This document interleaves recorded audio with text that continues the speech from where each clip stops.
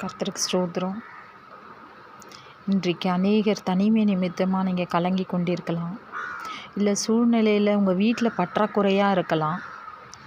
இன்றைக்கு Iran Israel போர் நடந்துட்டு இருக்கிறதுனால அநேக பொருளாதார பற்றாக்குறையினால் நீங்கள் இருக்கலாம். அது மாத்திரம் இல்லாமல் பிஸ்னஸ் பண்ணுறவங்க பொருளாதார பற்றாக்குறை, என் பிஸ்னஸ் நடக்க வழி இல்லைன்னு கலங்கி கொண்டு இருக்கலாம். இல்லை எப்படிப்பட்ட வியாதி நிமித்தம் கலங்கி இருக்கலாம்.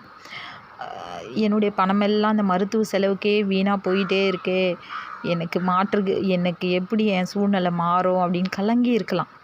ஆனால் எந்த சூழ்நிலைகளையும் மாற்றுகிற தேவன் மேலே நம்பிக்கையாக இருங்க. அவருடைய வார்த்தை சொல்கிறது, யோவான் 6:37, என்னிடத்தில் வருபவனே நான் புறம்பே தள்ளுவதில்லை. உங்களை மனிதர்கள் தாங்க ஒதுக்கலாம். மனிதர்கள் தாங்க சூழ்நிலை நிமித்தமாக உங்களை ஒதுக்கி வச்சு உங்ககிட்ட பழகாமல் இருக்கலாம். உங்களை கலக்கம் அடையலாம். உங்களை அவதூறான பேச்சுக்களுக்கு உங்களை கஷ்டப்படுத்தி உங்களை உட்கார வச்சு உங்களை அழ வச்சு பார்க்கலாம். ஆனால் என் தேவன் நன்மை செய்கிறவராக இருக்கிறாருங்க. அவருடைய வார்த்தை சொல்கிறது, என்னிடத்தில் வருபவனை நான் புறம்பே தள்ள மாட்டேன். உங்கள் சூழ்நிலை பற்றாக்குறை எதுவாக இருந்தாலும் அதை மாற்றுகிறவர் தேவன்.